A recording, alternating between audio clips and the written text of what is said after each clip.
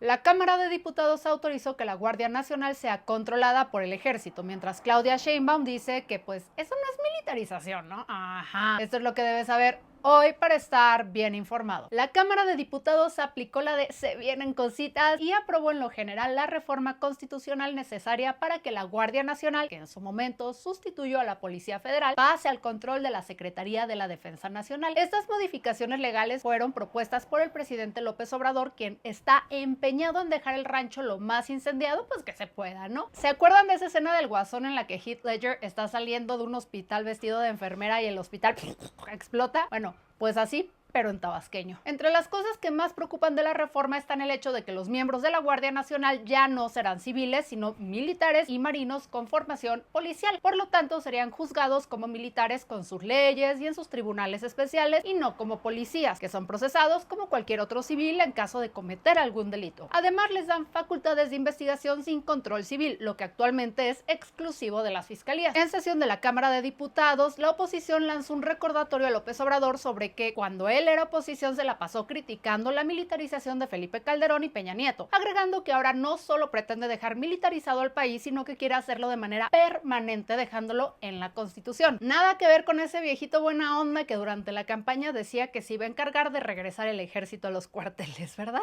Organizaciones civiles también alertan sobre el peligro que esto implica. Por ejemplo, Data Cívica presentó datos, obviamente, de que las Fuerzas Armadas suelen hacer más detenciones sin que exista una investigación abierta. El clásico, deténlos y pues después averiguas. Además, temen que la Guardia Nacional acapare las funciones de investigación en auxilio de las fiscalías, porque hay más de 126,000 soldados contra 4,000 policías investigadores. Si a esto le sumamos la reforma que aumenta los casos de prisión preventiva oficiosa, podríamos pues caer en escenarios en que las detenciones injustificadas terminen con alguien detenido pues por tiempo indefinido, y si a eso también le agregamos la reforma judicial con un poco de mala suerte, pues toca un juez oficialista que diga que todo chill con tu asunto y que fue más constitucional que la Constitución misma, ¿no? Ay, como cerecita del pastel, todo esto iría directamente en contra de lo que dicen los tribunales internacionales en relación a cualquier violación a derechos humanos que debe ser atendida por autoridades civiles, incluidas aquellas donde se ven involucrados militares. Es que pues sí es muy diferente. O sea, los policías en teoría están entrenados para desescalar la violencia y los militares para ejecutar órdenes, sea cual sean, que a veces no son muy buenas órdenes, ¿no? Básicamente, AMLO quiere convertir a la Guardia Nacional en un grupo militar todopoderoso que solo le rinde cuentas al propio ejército y al presidente. Sobre eso, Claudia Sheinbaum ya empezó a aventar maromas argumentativas y juró por la Virgencita que la reforma no significa militarización, porque al final de cuentas el líder supremo de las Fuerzas Armadas es la persona que ocupe la presidencia de la República, y ese cargo sigue siendo ocupado por un civil. En este caso, a partir del 1 de octubre, una civil. Con todo el mitote de la reforma al Poder Judicial, ya no sabemos la ruta de la reforma constitucional. Después de los diputados con mayoría calificada, los senadores tienen que discutir y aprobar la propuesta también por mayoría calificada, para luego pasar a los congresos de los estados, donde al menos 17 de los 32 tienen que decir sí a todo. Después pasa al presidente para que la promulgue y la mande a publicar en el Diario Oficial de la Federación. Creo que ya todos sabemos cómo va a acabar este cuento. Se me hace que en este sexenio nos vamos a volver expertos en el poder legislativo, ¿no? Así como durante la pandemia todos nos volvimos expertos en virus de tanto que lo vimos en las noticias, o desinfectar cosas. En fin, yo soy Fernanda Dudet y recuerden que en informador.mx encuentran las noticias.